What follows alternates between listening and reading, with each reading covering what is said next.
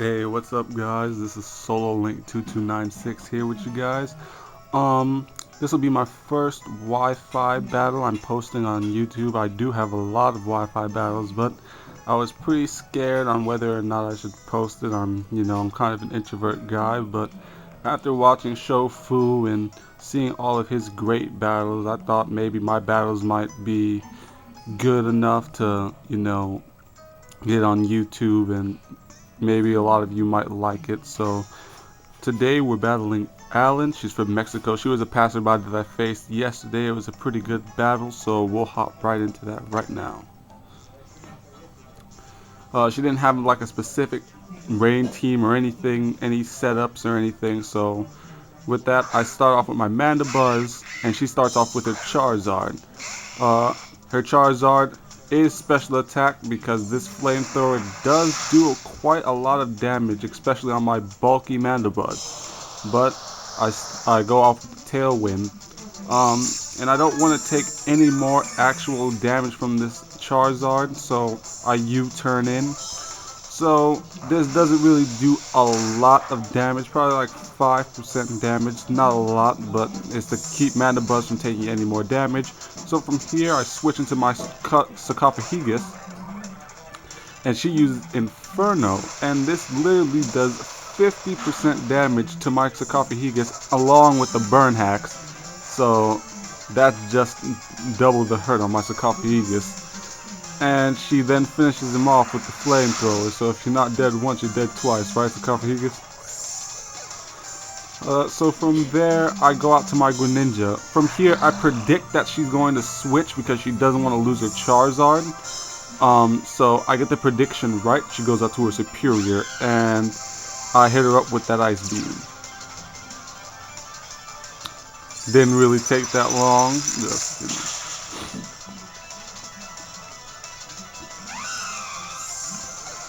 So from here on, the battle starts to become really easy at this point.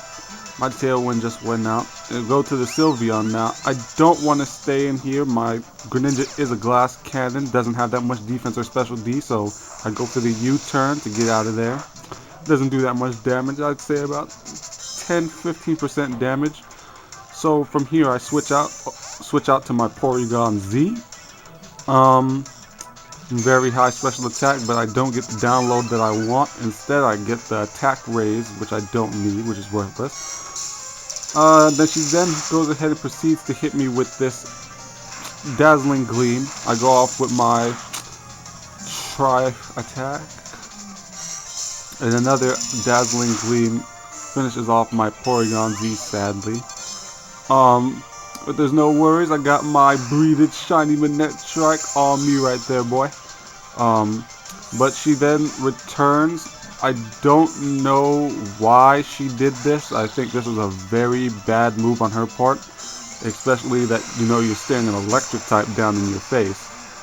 I then proceed to Mega Evolve, then get the Intimidate. She goes down -1, but that won't really matter after the discharge. So the Greninja is gone. Can't even see it. Bye! After that, she sends out her Charizard. Again, I believe this was a very poor move on her part. Knowing that she doesn't have the Pokemon to switch into properly, she then sacrifices 2 of her Pokemon from that attack. She goes to her Sylveon.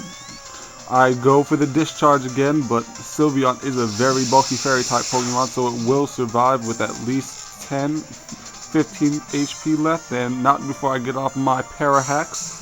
It really doesn't kick into effect real well, and it does a clean 50% from that. I hit her with that flamethrower, and it was a critical hit, not that it really matters though. And the Sylveon goes down. She then brings out her Blaziken.